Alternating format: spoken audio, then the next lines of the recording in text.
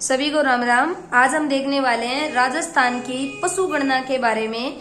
तो राजस्थान की 2019 के अंदर 20वीं पशु गणना हुई थी और इस 20वीं पशु गणना में आज हम देखेंगे कि पशुओं की क्या क्या परसेंट रहा था और कितनी कितनी संख्या में थे।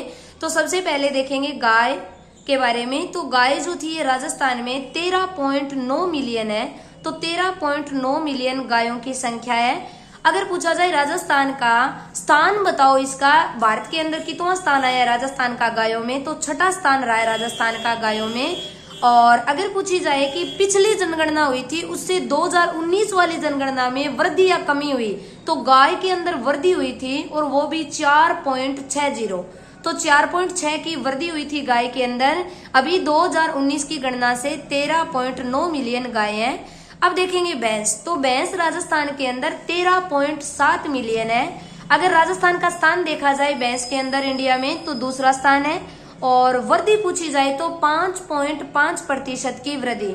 केवल 2 ही पशु ऐसे थे जिनकी पिछली जनगणना से अब की गणना के अंदर आपकी वृद्धि हुई थी, जो गाय और भैंस है। गाय में 4.6 और भैंस में हुई थी 5.5।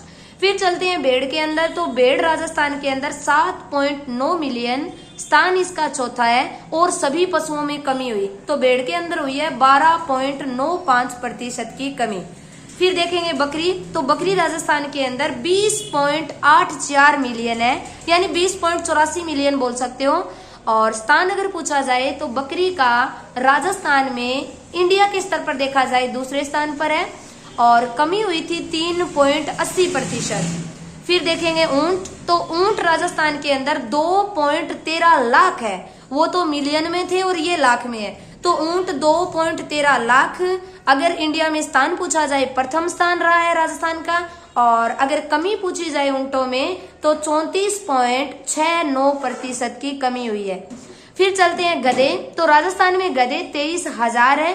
स्थान इंडिया में पहला आया इनका और इनका जो कमी का प्रतिशत रहा है वो 71.31।